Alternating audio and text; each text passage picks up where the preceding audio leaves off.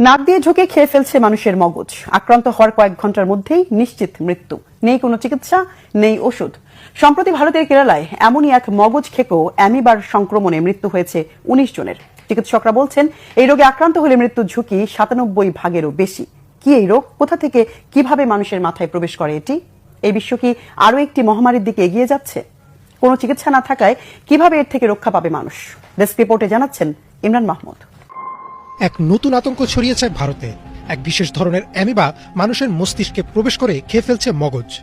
ভারতের কেরালায় এই ব্রেইন ইটিং অ্যামিবা সংক্রমণের ঘটনায় জনমনে তীব্র ভীতি দেখা দিয়েছে।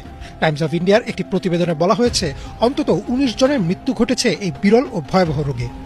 বিবিসিতে প্রকাশিত খবরে আরও জানানো হয় আক্রান্তদের অধিকাংশই শিশু ও তরুণ প্রজন্মের। আর সবচেয়ে ভয়াবহ বিষয় হচ্ছে এই রোগে আক্রান্ত হলে রয়েছে নিশ্চিত মৃত্যুর আশঙ্কা। এমনটাই জানিয়েছেন চিকিৎসকরা।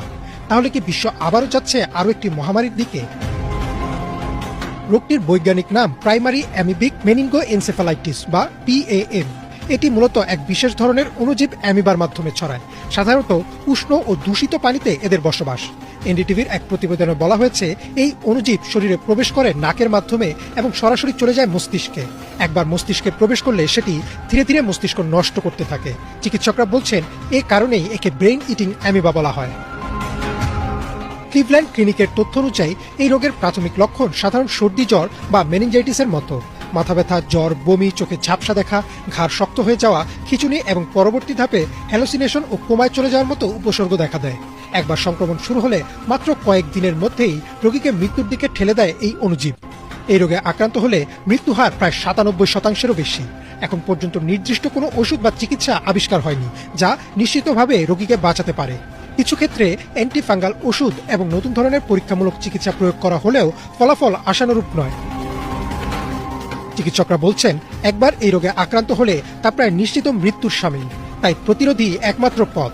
কেরালার স্বাস্থ্য কর্তৃপক্ষ পরামর্শ দিয়েছে নদী, লেক, পুকুর, অপরিষ্কার সুইমিং পুল বা উষ্ণ পানিতে অযথা সাঁতার না কাটতে এবং বিশেষ করে শিশুদের এসব থেকে বিরত রাখতে। পানির ট্যাঙ্ক ও সুইমিং পুল পরিষ্কার ও জীবাণুমুক্ত রাখা খুবই জরুরি। এখন প্রশ্ন উঠেছে এটি কি পরবর্তী বৈশ্বিক মহামারী হয়ে উঠতে পারে? বিশেষজ্ঞরা বলছেন এই আশঙ্কা আপাতত খুব বেশি নয়, কারণ এই অ্যামিবা ছোঁয়াচে নয়, অর্থাৎ এক ব্যক্তি থেকে অন্য ব্যক্তিতে ছড়ায় না, শুধুমাত্র পানির মাধ্যমে নাক দিয়ে শরীরে প্রবেশ করতে পারে। তাই কোভিড-১৯-এর মতো বৈশ্বিক সংক্রমণ ছড়ানোর ঝুঁকি তুলনামূলকভাবে কম। তবে ভারত, বাংলাদেশ, পাকিস্তান সহ দক্ষিণ এশিয়ার দেশগুলোতে যেখানে পানির বিশুদ্ধতা ও স্যানিটেশন নিয়ে সমস্যা আছে সেখানে এই রোগের ঝুঁকি উড়িয়ে দেওয়া যায় না। জলবায়ু পরিবর্তনের কারণে পানির তাপমাত্রা বাড়লে এ ধরনের অ্যামিবার সংখ্যা আরও বাড়তে পারে বলেও আশঙ্কা করছেন গবেষকরা।